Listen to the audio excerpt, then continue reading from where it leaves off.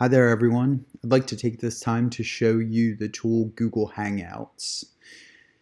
The first thing that you'll need to use Hangouts, which is a free video conferencing tool that you can use through your pv.net email address, is one, a Chrome browser, or two, the Safari browser with the Google Hangouts plugin already installed.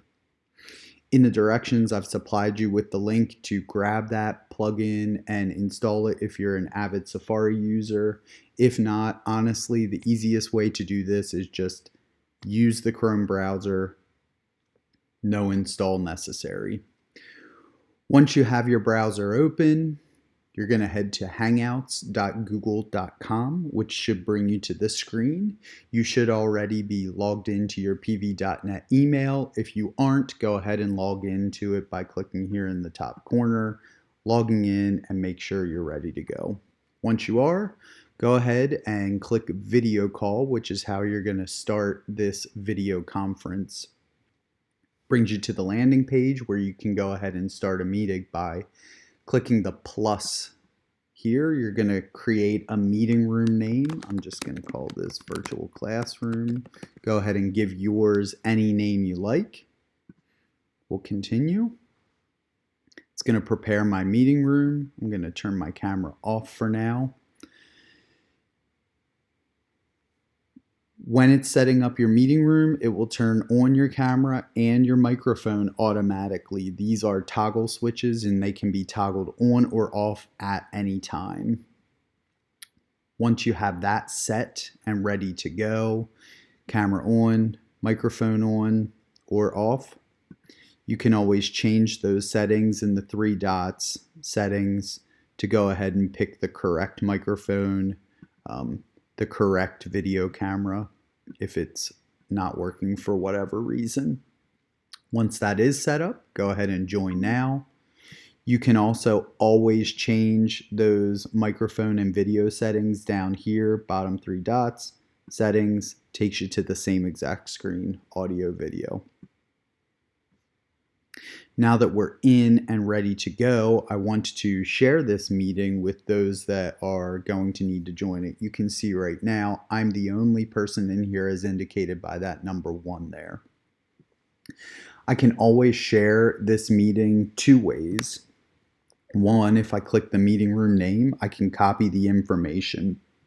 That's going to give a link, as well as if somebody does not have internet access, they can always audio dial in via this phone number and this PIN.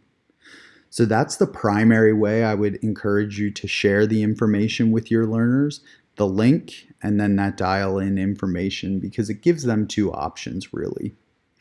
The other way that you can go ahead and share that information with your learners, once you grab that link, put it on Schoology or send it via email, would be the same way that you share a Google Doc.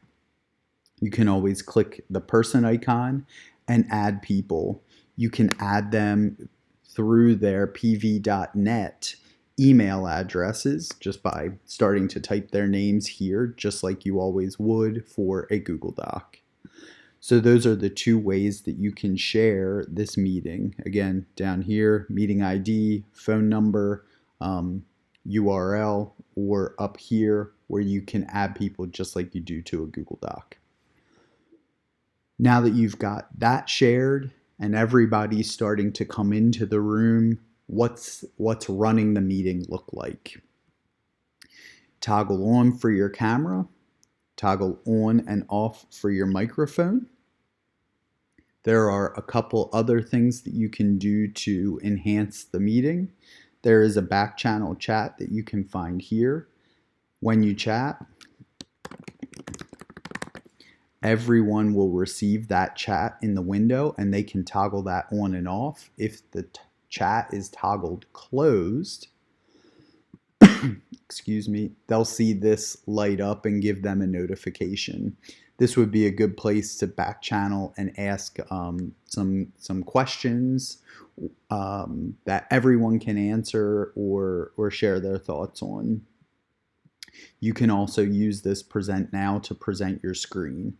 If I click present now, it's going to ask me, do I want to share my entire screen or a specific window? Once I do that, in place of my picture, in place of my camera, the learners are going to see my screen instead. So those are some ways that I can kind of make this more like an in-person classroom by sharing my screen, by having the back channel chat, by giving them the opportunity to also speak. Just a couple other housekeeping items as you're running the meeting. You can turn on closed captioning for any learners that may have audio impairment, and the translation does work fairly well. I'll go ahead and let that on while I'm talking right now so that you can see what that kind of looks like.